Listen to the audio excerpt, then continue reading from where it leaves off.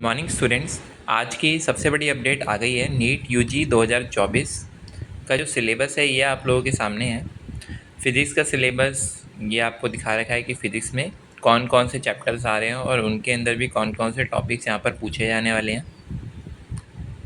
इसी तरीके से आपको सिलेबस दिखा रखा है फ़िज़िकल केमिस्ट्री में सिलेबस दिखा रखा है आपको। पहले फिजिकल केमिस्ट्री का यहाँ पर some basic concept in chemistry, atomic structure, chemical bonding and molecular structure, chemical thermodynamics, solutions, equilibrium, redox reactions and electrochemistry, chemical kinetics, ये सारे चैप्टर्स आने वाले हैं। तो आपको दिखाई दे रहा है क्लियरली कि कुछ चैप्टर्स यहाँ पर से कट चुके हैं।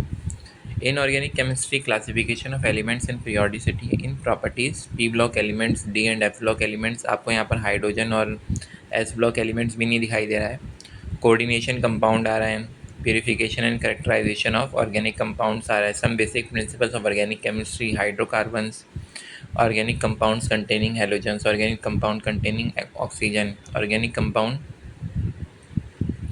कंटेनिंग ऑक्सीजन होगी। इसमें alcohol, phenols and ethers, aldehyde and ketones, carboxylic acid, acidic strength और and factors affecting it, organic compounds containing nitrogen, biomolecules, principles related to practical chemistry. इस बार देखिए, इस बार प्रैक्टिकल्स पे भी जोर दिया जा रहा है। अगर आपने फिज़िक्स के सिलेबस में भी ध्यान से देखा हो तो ऊपर भी हमने प्रैक्टिकल्स की बात की थी, यहाँ पर भी प्रैक्टिकल्स, एक्सपेरिमेंटल स्किल्स पे बेस्ड आया था। और यहाँ पर भी आपको पूछा जाएगा प्रैक्टिकल केमिस्ट्री से रिलेटेड। यहाँ पर प्रैक्टिकल केमिस्ट्री से रिलेटेड जैसे मोर्स सॉल्ट हो गया, पोटैश एलम हो गया, ऑर्गेनिक कंपाउंड्स के बारे में आपसे पूछा जाएगा कि किस तरीके से यूज़ होते हैं, क्या है, और detection of extra elements, nitrogen, sulphur, halogen, ये आपसे डुमास मेथड, जेल्डाल मेथड, ये सारे मेथड्स पूछे जा सकते हैं। इसके अलावा क्वालिटेटिव एनालिसिस भी आपसे पूछा जाएगा, सॉल्ट एनालिसिस। बायोलॉजी में भी आपको चैप्टर्स दे रखे हैं।